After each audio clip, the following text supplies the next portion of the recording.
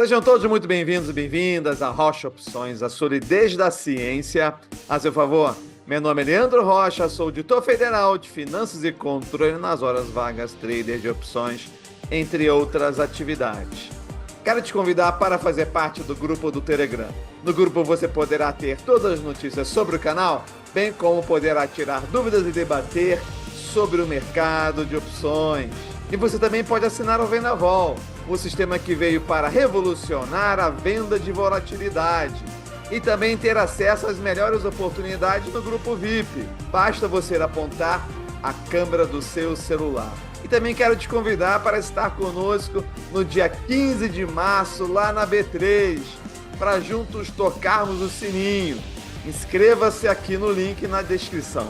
A rolagem é um dos manejos mais famosos para quem vende volatilidade e, curiosamente, nunca precisamos falar dele. Com certeza, quero que esse vídeo seja o melhor vídeo aberto sobre esse tema, porque é um recurso que você precisa entender e usá-lo com segurança. Nesse vídeo você aprenderá por que só falamos disso agora, o seu papel como camada de defesa, a sua conceituação e tipos de rolagem, o fenômeno que visa remediar, seu poder de recuperação e os trade-offs e os critérios para a sua utilização. É um vídeo que vale uma fortuna e que te dará mais uma ferramenta relevante para as suas operações.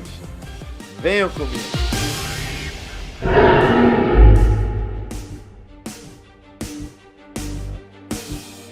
Rolagem e opções. E por que nós ainda somos virgens? Mas mais do que isso, porque somente estamos falando agora sobre uma das operações mais usadas para quem vende volatilidade. Primeiro porque só vira método o que é útil, e como nós nunca precisamos utilizar, nós nunca nos debruçamos sobre esse assunto. Nunca tinha sido necessário e acabamos por dar prioridade a outras camadas de defesa. E simplesmente elas foram suficientes para resolver todas as situações na qual o mercado vinha contra. Mas o fato da gente se orgulhar de nunca ter rolado, com o passar do tempo, e o fato da gente repetir isso, pode ter dado a impressão de que é um procedimento errado, proibido ou mesmo ineficiente, e não é a realidade. A realidade, como vocês vão estar vendo aqui hoje, é que a rolagem é, de fato, um manejo bastante interessante e eficaz. E que todos aqueles que operam pela metodologia, é importante que, mesmo que nós não fazemos, ainda assim é importante que os operadores da metodologia conheçam e saibam fazer com segurança.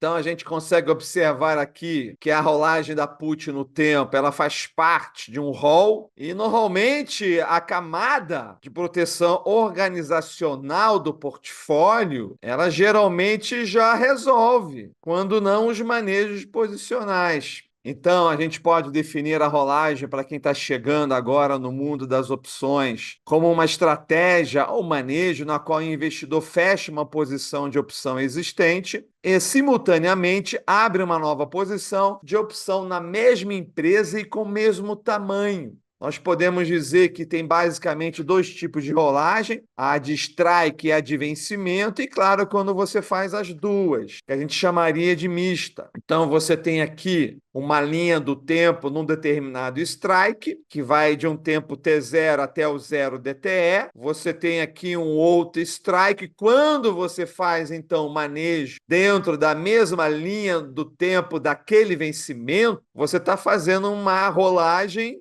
pelo strike, que nós chamamos de manejo. Quando você está fazendo para um outro vencimento, é que você, então, faz uma rolagem pelo tempo, ou seja, mudando o vencimento. Esses são os dois ou três tipos básicos de rolagem que você pode fazer, além, claro, do misto, quando você altera o strike e o vencimento. Então, a rolagem no vencimento ou no tempo, você tem aqui, então, no caso, uma put, que está custando aqui um P0 inicial, que tem um valor, um preço, um prêmio, e aqui o que a gente vai ter? A gente vai ter uma put dentro do dinheiro, ou seja, o spot, ele está menor do que o strike da sua put. E quando então você rola, você tem basicamente três alternativas. Ou você rola para o mesmo strike, ou você faz uma rolagem mista, que é quando você ou aumenta o strike ou diminui o strike. Ou seja, quando você aumenta o strike, você está coletando mais prêmio do que se você rolasse apenas no tempo. Mas quando você aumenta o strike, você está piorando o perfil de risco, porque você está enterrando aquela put mais ainda dentro do dinheiro e criando uma maior dificuldade do spot voltar e recuperar a sua posição. Então, o que é desejável? O desejável é que você diminua a distância entre o strike da sua put e o spot, para que aumente a chance do spot voltar e ultrapassar a sua put. Esse aqui, então, é o desejável, para que você, então, diminua o risco da sua operação. E por que nem sempre você vai conseguir fazer isso? Porque, claro que o prêmio, quanto mais perto aqui do spot, vai ser menor. E pode ser menor do que o P0I, que daria, então, uma rolagem negativa. Então, quando a gente pega aqui o preço final da posição rolada e diminui do prêmio da posição original, inicial, ela pode ocorrer de uma forma negativa aqui do lado vermelho ou de uma forma positiva do lado verde. Então você veja aqui nesse caso, às vezes você mesmo rolando aqui no mesmo strike, você cai numa rolagem negativa. Quanto mais para cá estiver o seu strike, maior a chance da rolagem ser realizada no terreno positivo. Mas isso não é algo que você escolhe, na verdade, a posição do seu strike, ela foi dada, né? Foi quando uma operação veio contra você. Você não queria que aquilo acontecesse, é um dado que cai no seu colo ali. Então, essa rolagem ela pode ser mais positiva ou negativa. Então, nós chamamos da rolagem neutra quando você basicamente ganha créditos que você pagou para sair da posição. Isso é bom. Ou você ganha até mais créditos do que você pagou, ou aquela rolagem que nós chamamos que tem um custo, que é negativo, ou seja, você ganha de créditos menos do que aquilo que você pagou para sair da posição. E o que você pode fazer para remediar isso? Você pode aumentar a sua posição, mas você vai estar ampliando a sua exposição, não é bom. Ou você pode subir o strike, que também não é bom, porque também amplia o perfil de risco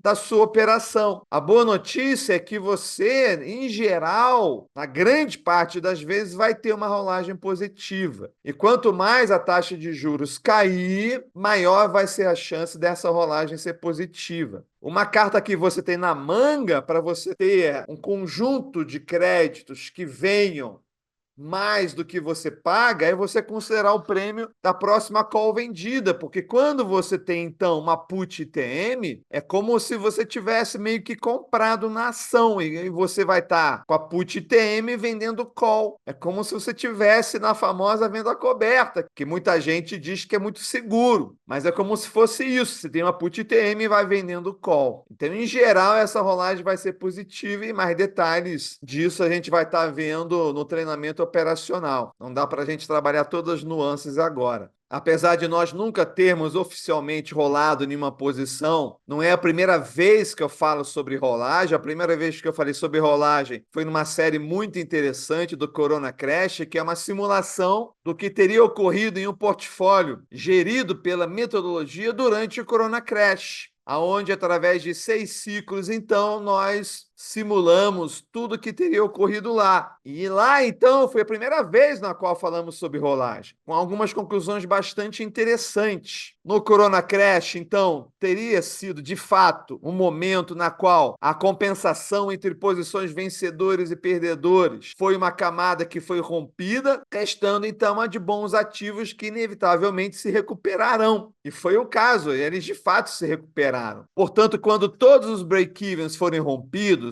e os manejos e hedges executados não forem suficientes para reverter o prejuízo, deve-se considerar rolar. Essa foi a conclusão que está lá no vídeo. Vale a pena quem não viu assistir. Caso, então, não se rolasse, se precisaria de 4 até 17 operações adicionais para pagar o prejuízo. E, nesse caso aqui, operações, cada uma delas um conjunto de um portfólio. Então, seriam 4 a 17 portfólios adicionais para se pagar o prejuízo. E quanto à rolagem, possibilitaria recuperar rapidamente os prejuízos ajudados pelo abatimento recebido pelo REG, variando, então, entre 12 a 68 dias de tempo de rolagem, que a gente vai estar chamando aqui de tempo de mergulho. Agora, uma coisa que é importante dizer é que, no nosso caso, a rolagem, ela só vai ocorrer quando você leva até o vencimento. Por que não quando você encerra no meio de ciclo? Porque quando você encerra no meio de ciclo, mesmo que você encerre no prejuízo, você só vai rolar se por acaso aquele ativo continuar vantajoso. Não faz sentido você manter a operação no mesmo ativo se ele não está com uma VI alta, uma volatilidade implícita alta. Então, a rolagem no meio de ciclo ela só ocorre quando você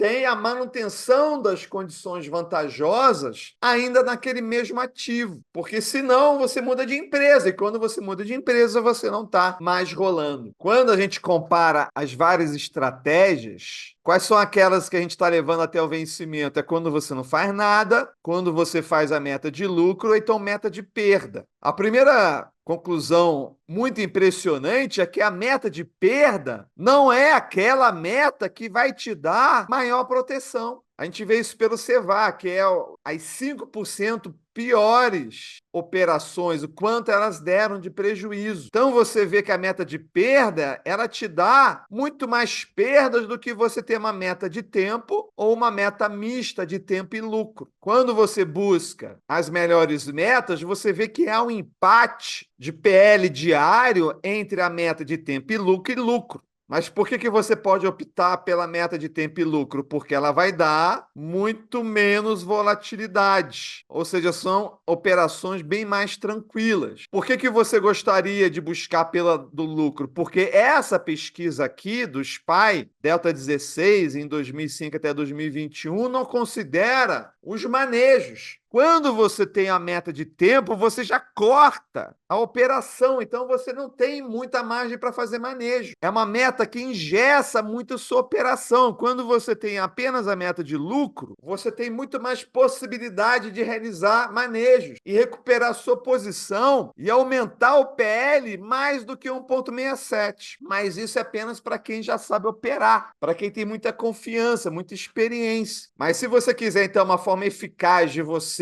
evitar perdas, é melhor você encerrar no meio de ciclo, porque você não dá espaço de tempo para aquela operação ficar cada vez pior. Então, a meta de tempo e lucro raramente faz sentido no manejo, porque, na verdade, na grande parte das vezes, o manejo provoca um maior comprometimento com aquele ciclo, e se você está muito convicto em encerrar no meio de ciclo, às vezes é melhor nem fazer o manejo, é encerrar. A meta de lucro, então, é quando você quer aumentar o PL mantendo a POP, né? Que você vê como a POP ela é muito maior. Assim como a meta de perda, você garante mais perdas porque você está saindo e uma perda que na grande parte das vezes seria recuperável, a meta de lucro, então você está garantindo os lucros. Agora, mesmo que você seja uma pessoa experiente, você pode considerar fazer a meta de tempo e lucro. Vai depender da gestão que você está fazendo do portfólio, de como é que está o conjunto das estruturas.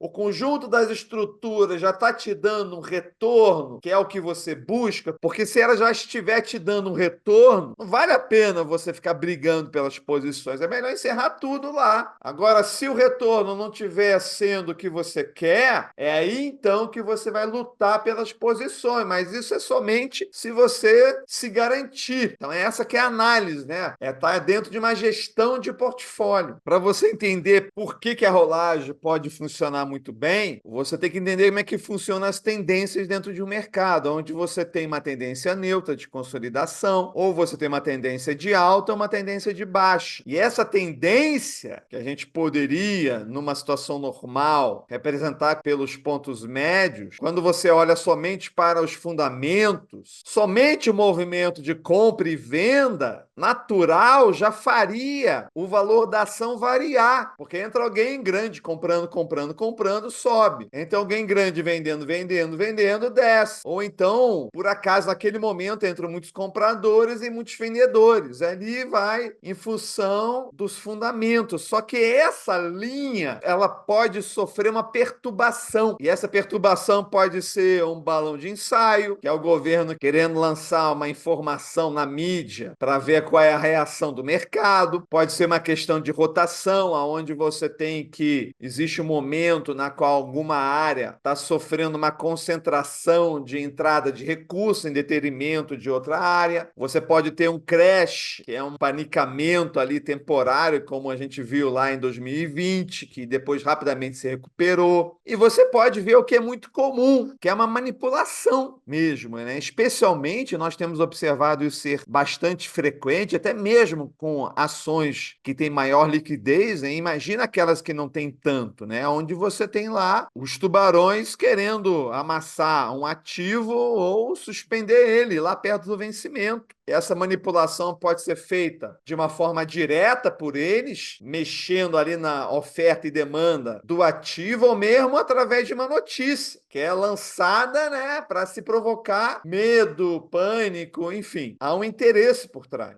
Agora, nem toda notícia é fake news, né? Às vezes a notícia realmente impacta os fundamentos. Então, você tem aqui as notícias que vão ter um impacto temporário. Por que elas vão ter um impacto temporário? Ou porque provocam um resultado irrelevante, elas são reais, elas são verdadeiras, mas o impacto que elas têm nos fundamentos é irrelevante, ou simplesmente são notícias mentirosas. Ou você vai ter notícias que vão ter, de fato, um impacto permanente. Então, todo esse conjunto de perturbações aqui na esquerda trazem uma pressão vendedora transitória, enquanto, eventualmente, pode ter alguma notícia que vai causar um impacto permanente, mas somente aquelas que, de fato, alteram os fundamentos. Então, quando você tem uma pressão transitória vendedora, você pode ter aqui o preço da ação entrando dentro do seu strike. A gente chama isso de violar o strike. Mas repare que esse mergulho, ele é transitório. A gente pode dizer que houve um tempo de mergulho, que depois se recupera, né? Claro, se for uma boa empresa. O que acontece? Essa recuperação, que nós vamos trabalhar com a tese de que ela vai ocorrer em algum momento no futuro, e isso só ocorre com boas empresas, mas isso vai ocorrer. Então, essa perda que você tem aqui é uma perda temporária, que a gente pode chamar de estoque de prêmio. É como se você tivesse lá estocado um prêmio que depois, quando o mercado recuperar, você vai mais uma vez obtê-lo. E qual é a fórmula dele? Simplesmente é a diferença entre o strike e o valor que está da ação. Você pode multiplicar isso pelo tamanho da posição. Você pode também fazer isso, o percentual, né? Que é quanto de prêmio você tem estocado em relação ao seu capital. Então, de repente, você tem lá estocado 1% de prêmio, que você não teve aquele mês, mas que futuramente ele vai voltar para você. E um outro indicador também que a gente vai estar estudando é o seguinte: você então, quando tem uma ação que mergulhou para dentro do seu strike, enquanto ela estiver nessa região aqui vermelha, você está sendo obrigado a usar uma parte da sua margem para manter aquela posição. É uma margem que está presa, que você não pode utilizar para uma outra operação. E esse aqui é o grande trade-off. Então, você pode ter lá uma margem que está parada lá e que não está trazendo nenhuma rentabilidade. Ela está servindo para segurar um determinado estoque de prêmio, que depois ele pode voltar. Se voltar no mês seguinte, é o melhor dos mundos, porque então você com certeza tomou a melhor decisão. Mas às vezes esse estoque de prêmio ele só pode voltar para você dali a 2, 3, 6 meses e às vezes até mesmo um ano. Em geral, não vai demorar tanto tempo assim, né? A expectativa normal é que volte ali, dali até uns 3 meses. Mas tudo é possível, né? Não existe nada 100% certo na renda variável. Então, quando você tiver lá um portfólio, você tem que ter um indicador de margem represada, ou seja, quanto daquela margem ali está obrigatoriamente reservada para manter as rolagens. É que nem o orçamento federal, que tem uma parte que é obrigatória e a parte discricionária. Espero que você nunca chegue que nem o nosso orçamento, né? Que você tem lá 80% dele para despesas obrigatórias, né? Aqui não, aqui também você pode ter. A gente não quer que você tenha a maior parte da sua margem para rolagens obrigatórias. Você quer que apenas seja uma pequena parte, né? E claro que com o tempo a gente vai ter cada vez mais uma noção clara do que é o limite para isso. Por enquanto, a margem represada da nossa carteira é zero, mas é possível que futuramente ela possa ter 10 ou 20% no máximo, mas é possível que tenha, né? E a gente quer dar visibilidade a essa situação. É justo, é transparente que se dê. Então você vai ter a margem que está sendo cobrada ali pela put ITM sobre o capital, e a margem livre é o que você tem para poder operar, ML. Para vocês entenderem o poder de recuperação de uma rolagem, eu fiz aqui uma simulação comparando o lançamento de novos strangles com uma recuperação de uma put ITM. Então eu peguei aqui um caso que poderia, por exemplo, ser a Petrobras. São dados aqui que eu peguei da Petrobras, adotando-se uma taxa de juros de 11,15, volatilidade de 32 e o tempo inicial começando em 22 DU, dias úteis, exatamente para a gente conseguir uma ótima extração de teta de um strangle, delta 16. A gente vai comparar a rolagem de uma put, mas na verdade são duas rolagens diferentes. Primeiro, a recuperação de uma put ITM que estava encravada aqui a 10% dentro do strike delta 16 e uma outra put que estaria encravada aqui a 5% dentro do delta 16, aqui no strike de 47. Quando você compara, então, olha só que conclusão interessante. Nós temos aqui a captura de teta do strangle, a captura de prêmio da put, porque aí não é só teta, é também delta, tem prêmio que você está recuperando aqui na put, e você tem a razão entre elas dentro do mês e o acumulado. A barra amarela aqui é a captura de prêmio que você ganha acumulada pela put. Olha que recuperação indecente acumulada aqui. Quando você olha aqui, a recuperação mês a mês, a barra laranja aqui, você vê como é alta e como o acumulado vai crescendo. A barra vai diminuindo um pouquinho, porque a put vai ficando cada vez mais ATM, com menos delta. E você vê a diferença entre o acumulado de um strangle de mesmo tamanho. Quando você compara a captura entre o strangle e a put, você faz essas duas linhas aqui. Então você vê que quando você tem lá uma put dentro do dinheiro, lá 10% do strike, você vai precisar de 6 a 8 strangles para pagar o prejuízo daquela put, que muitas vezes é o que acontece dentro do mesmo ciclo. Você está usando lá todas as operações vencedoras para pagar aquela put ITM. Ou, de outra forma, você pode pensar que o próximo ciclo vai ser para pagar aquela put ITM. Quando você quer recuperar 5% ITM, e toda essa simulação foi pensando 1% ao dia de recuperação. Então, você vai ter aqui de 5 a 7 operações necessárias para você recuperar aquela put que ficou ITM. Muito raro ser mais do que isso, porque devemos lembrar que para chegar no strike delta 16 já tem que cair muito. Algo em torno de 6, 7, 8%, somado com mais 10% num curto período de tempo, é muito raro mesmo. Isso aqui tudo é sem contabilizar os prêmios das vendas de call, que ajudam a minorar isso aí. Então, a gente vai ter praticamente, em 10% ITM, um portfólio pagando ali tudo e sobrando talvez mais um pouco. E é por isso que o encerramento de mês 5 também pode ser muito eficiente para evitar que isso aconteça. Então, na prática, o que está acontecendo? Na prática, está acontecendo que está havendo uma transferência de rentabilidade, onde você tem um estoque de prêmio que vai voltar para você numa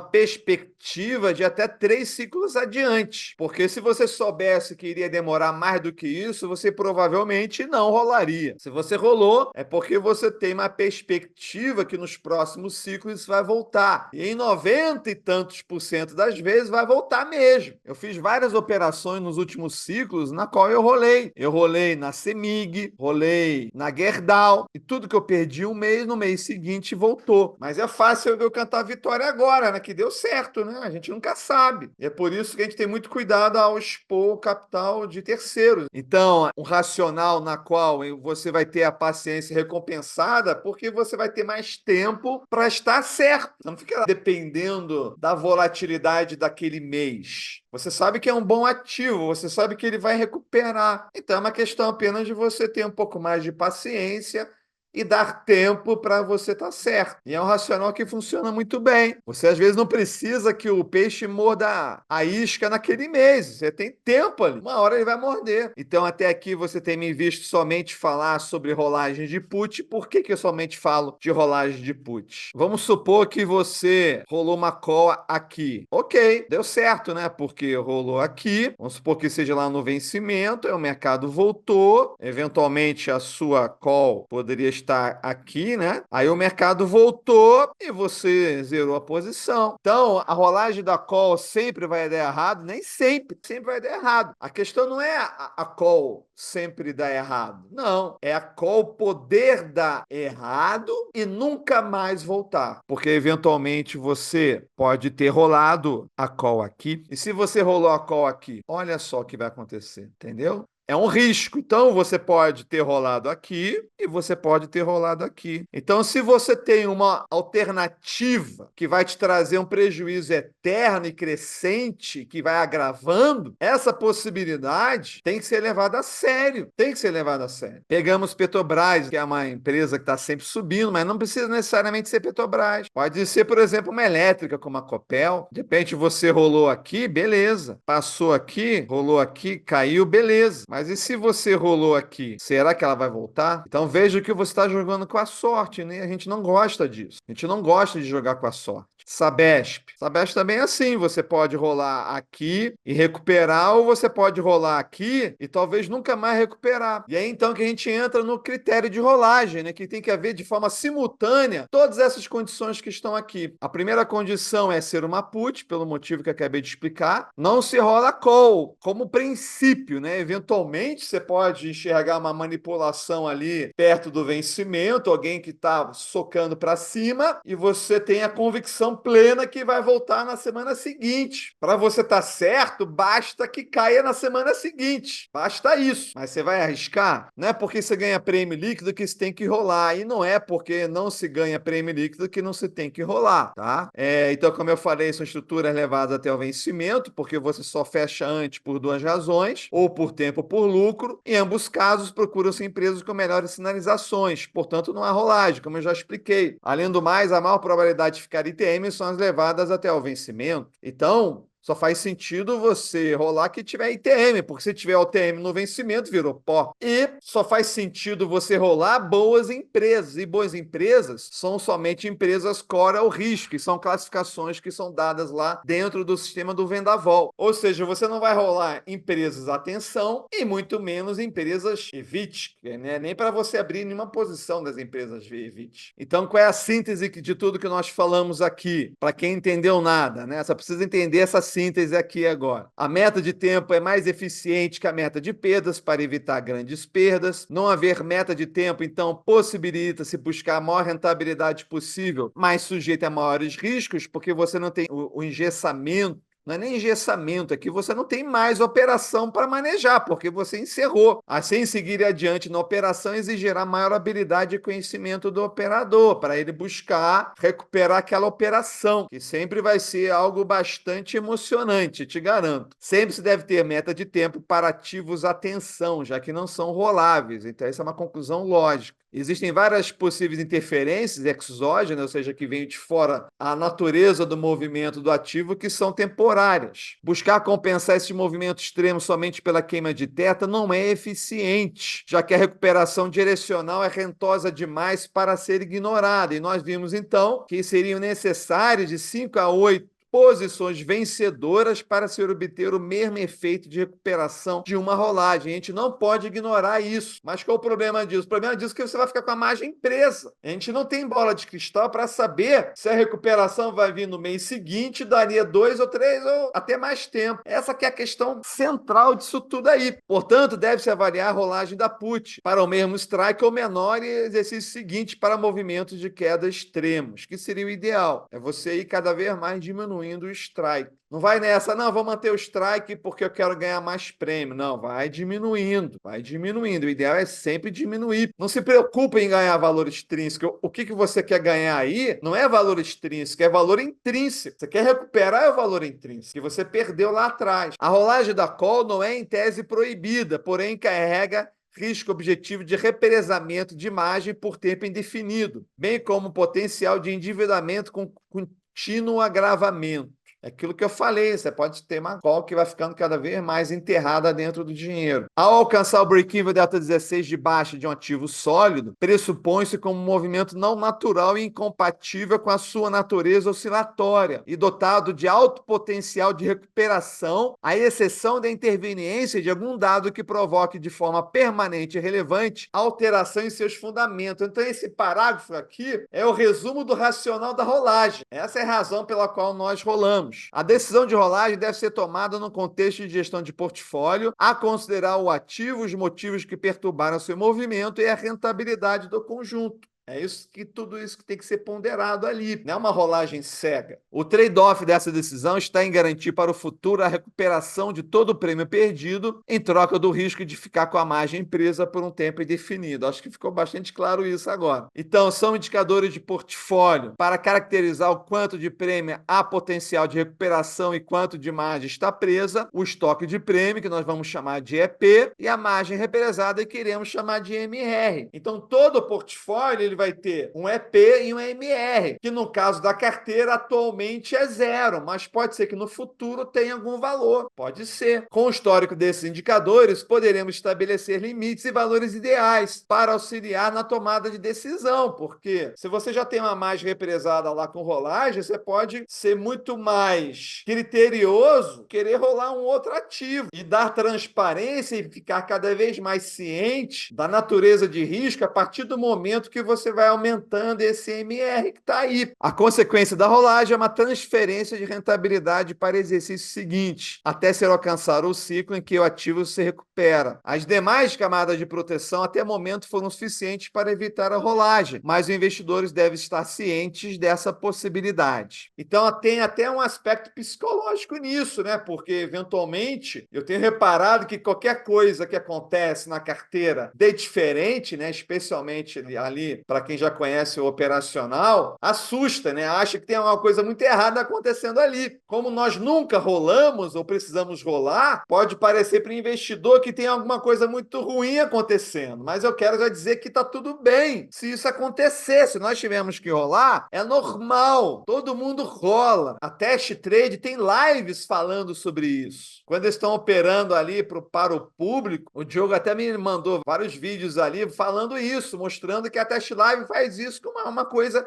trivial. E, de fato, é algo que tem que ser encarado de uma forma tranquila, tá? Mas é tranquila a gente sabendo o que está fazendo, né? Não é fazendo no escuro, sem dar visibilidade ao que está rolando e as consequências disso, tá? Então, tudo pode ser feito desde que com ciência, com indicadores, dando visibilidade ao que está ocorrendo, para que qualquer alteração mais significativa nos indicadores sejam motivo para te municiar de informações que vão fazer com que você sempre tome a melhor decisão possível em cada operação. Beleza, galera? Então, esses são os conceitos básicos de rolagem. Eu tenho a convicção que isso aqui vai ajudar muito vocês. E também tem a questão da parte psicológica, né? Mesmo que o investidor não tenha uma rentabilidade tão alta aquele mês, ele sabe que está represado ali, que existe um estoque de um prêmio que ele vai depois ter mais adiante. Eu acho que isso tem um efeito poderoso na tranquilidade do investidor, né? Eu acho. E a gente tem que estar preocupado também com essa parte psicológica dele também, de saber que isso é comum e que vai ter volta. Tem isso, galera. Então, o próximo vídeo, vamos ver se dá tempo da gente demonstrar os resultados do último portfólio. A boa notícia que eu tenho para dar para todos é que o quarto nosso portfólio foi mais uma vez positivo. Então, nós já temos 4 portfólios da carteira administrada, ou seja, operando no mercado ali, no vale tudo no mercado. Um quarto resultado que veio positivo acima do CDI, mostrando a solidez e a consistência do operacional. E claro, eu não posso deixar de reforçar o enorme prazer que teremos de receber vocês no dia 15 de março lá na B3. Teremos uma tarde aí de palestras fantástico. Estaremos aí falando sobre cockpit, como é que ele vai estar funcionando, como é que você vai poder usar o cockpit lá dentro do Vendaval. Então, tudo isso vai ser lançado no dia 15. Vai ter a Ivete palestrante na figura do Caio, vai ter o nosso analista CNPI, o Fábio, vai ter lá o nosso Mister Bot lá falando de tudo que foi necessário para lançar o cockpit. Então, estaremos juntos nessa tarde da sexta-feira do dia 15 de março e depois sairemos juntos para comemorar. Como eu falei, eu quero dar um abraço em cada um de vocês. Eu quero que vocês conheçam, porque essa é a pegada do canal, né? Quando você se baseia na verdade, na transparência, a gente dá a nossa cara ao tapa, você vai conhecer, nos conhecer, saber quem está ali gerindo o seu patrimônio, quem está ali dando as calls para você, quem vai estar te ensinando. Nós queremos que vocês vejam que nós somos pessoas de verdade, que estamos botando o nosso na reta, com a convicção que, acima de tudo, isso inspira credibilidade e confiança. E olhem só, ficamos sabendo que o investidor apareceu lá no dia 15 de fevereiro. Mas, gente, é 15 de março. Aguentem a ansiedade que está chegando aí. Vai ser incrível. O número de inscrições realmente estão além do que a gente imaginava. Vai ser um momento fantástico de confraternização, de nós nos conhecermos. Eu estou muito empolgado, mas aguentem aí, não adianta chegar antes. Tem que ser no dia 15 de março. Então, pessoal, não deixe de curtir, fazer seu comentário, tirar dúvidas, entra no Telegram e faça um esforço que vai valer a pena de estar com a gente lá no dia 15 de março. A inscrição está aqui na descrição. Então é isso aí, gente. Então nos vemos aí sempre no próximo vídeo e espero também no dia 15 de março. Até lá.